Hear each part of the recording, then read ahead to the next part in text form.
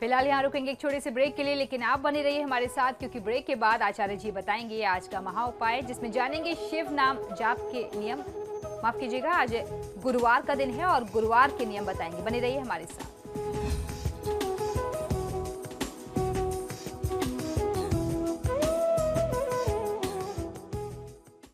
Break के बाद एक बार फिर से आपका स्वागत है। चलिए अब आचार्य जी से जान लेते हैं आज का महा उपाय।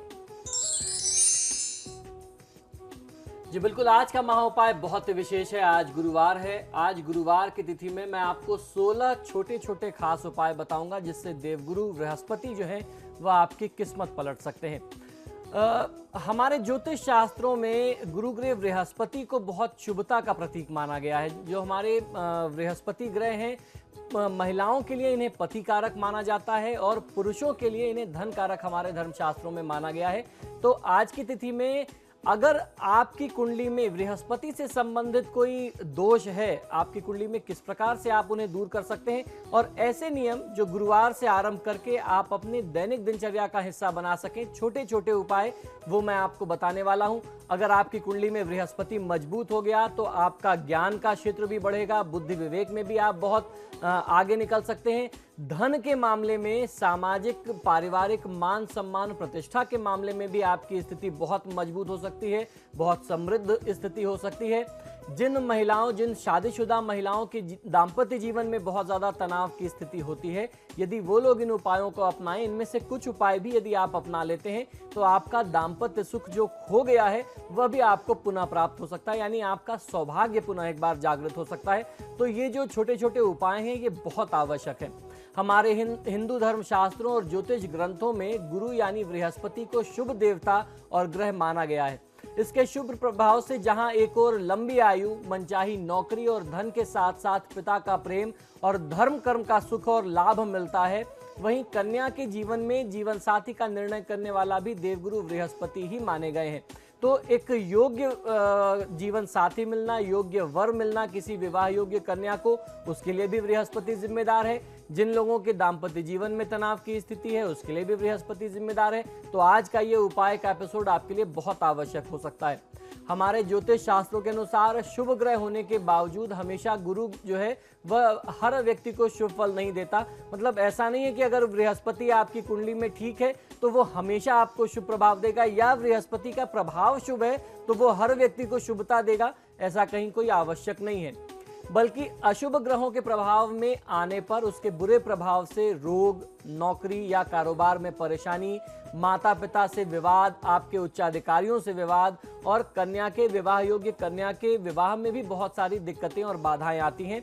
इसीलिए गुरु दोष के बुरे असर से बचने के लिए कुछ धार्मिक उपाय बताए गए हैं। इसी श्रेणी में गुरु चांडाल योग भी आता है, जिसकी वजह से व्यक्ति को हमेशा दरिद्रता में ही रहना पड़ता है।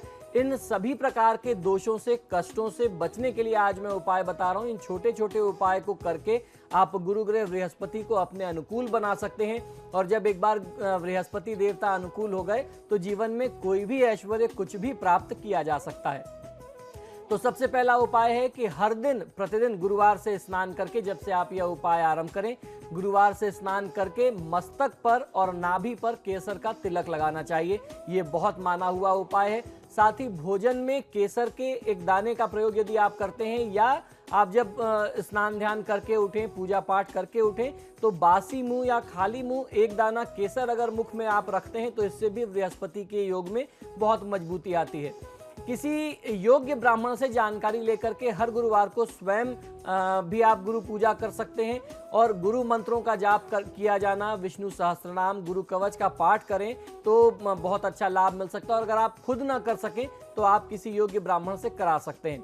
तीसरा उपाय यह है कि साधु, ब्राह्मण देवता और पीपल के वृक्ष की पूजा आपको नियमित करनी चाहिए गुरुवार से आरंभ करके। और अगर आप हर दिन नियमित नहीं कर सकते तो कम से कम गुरुवार के दिन आपको ये नियम बना लेना चाहिए।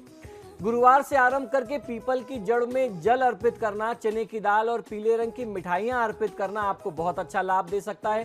पांचवा उपाय यह है कि यथाशक्ति हर गुरुवार को आपको प्रयास करना चाहिए कि पीले वस्त्र में चने की दाल, गुड़, बूंदी के लड्डू, पीले पुष्प, केले का फल, पीला चंदन, हल्दी की खड़ी गांठें यदि आप दान करते हैं तो ज्यादा अच्छा होता है। धार्मिक पुस्तकें, पीले रंग की मिठाई और घी यानी शुद्ध देसी घी का दान किसी ब्राह्मण को करें। 7 गुरुवार तक गुरु ग्रह बृहस्पति की पूजा में चढ़ाई जाने वाली जो दाल है वो आपको एकत्रित करनी है और उसके बाद आपको वो सारी दाल एकत्रित करके घोड़े को खिला देनी है अपने हाथ से। बहुत अच्छा फायदा मिलता है। उसके बाद पीले रंग के धागे में गुरुवार के दिन 5 मुखी रुद्राक्ष धारण करना भी आपकी कुंडली में अशुभ बृहस्पति के दोष को दूर कर सकता है।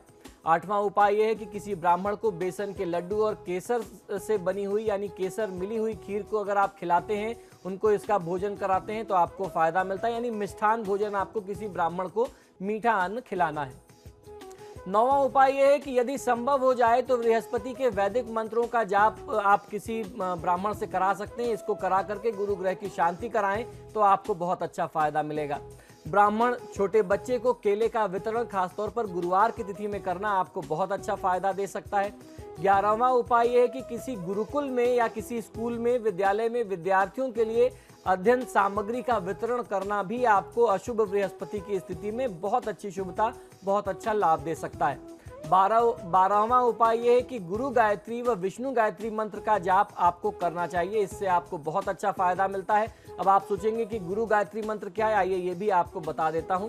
गुरु गायत्री मंत्र इस प्रकार से है, ओम गुरुदेवाय विद्महे परब्रह्माय धीमहि तन्नो गुरु प्रचोदयात्। इसके बाद विष्णु गायत्री मंत्र को सुन लीजिए, फिर दोनों मंत्र एक बार पुनः आपको बता देता हूं। विष्णु गायत्री मंत्र इस प्रकार है, ओम नारायणाय विद्महे वासुदेवाय धीमहि तन्नो विष्णु प्रचोदयात्। इस प्रकार से आपको इस मंत्र का उच्चारण करना है। गुरु गायत्री मंत्र पुनः एक बार ध्यान से सुने, ओम गुरुदेवाय विद्महे परब्रह्माय धीमहि तन्नो गुरु प्रचोदयात्। इसके बाद विष्णु गायत्री मंत्र, ओम नारायणाय विद्महे वासुदेवाय धीमहि तन्नो विष्णु प्रचोदयात्। तो इन दोनों मंत्रों का जाप आप गुरुवार से आरंभ करके रोज 108 बार कर सकते हैं। अगर रोज ना कर सके तो कम से कम गुरुवार को अवश्य कर लेना चाहिए। उसके बाद 13वां सुझाव यह है कि पीले वस्त्र में, पीले कपड़े में हल्दी लपेट करके हल्दी की 5 खड़ी गांठें अपने साथ आपको रखना चाहिए। अपने बैग में भी शुभता के लिए रख सकते हैं। अपने बेडरूम में पिलो के नीचे, तकिया के नीचे रखें तो भी आपको फायदा मिलेगा। 14वां उपाय यह है कि केले अथवा पीपल के वृक्ष की जड़ को दाहिने हाथ में धारण करने से, बांधने से आपको बहुत अच्छा लाभ मिल सकता है। इससे आपका भाग्योदय हो सकता है। 15वां उपाय यह है कि 7 रत्ती पुखराज गुरुवार के दिन पहली उंगली में आपको धारण कर लेना चाहिए। गुरुवार को ये पुखराज पहनने से पहले इसे प्राण प्रतिष्ठित कर लेना, सिद्ध कर लेना अनिवार्य होता है। और 16वां उपाय यह है कि प्रयास ये करना चाहिए कि महीने में कम से कम एक बार किसी एकादशी को, जो भी 2 पक्ष में एकादशी पड़ती है, या पूर्णिमा को, या फिर गुरुवार को ही सत्यनारायण भगवान की कथा आप अपने घर में अवश्य करा लें। तो ये था आज का महाउपाय। इसी के साथ ही हमारे आज के कार्यक्रम में फिलहाल इतना ही। बहुत बहुत शुक्रिया आपका आचार्य जी स्टूडियो में आने के लिए। जी धन्यवाद।